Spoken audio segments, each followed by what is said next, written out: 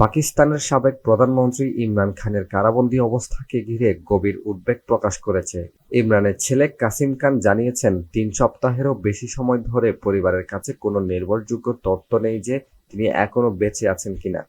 আদালতের নির্দেশ থাকা সত্ত্বেও ইমরান খানের সঙ্গে তার পরিবার ও দলীয় কর্মীদের দেখা করতে দেয়া হচ্ছে না।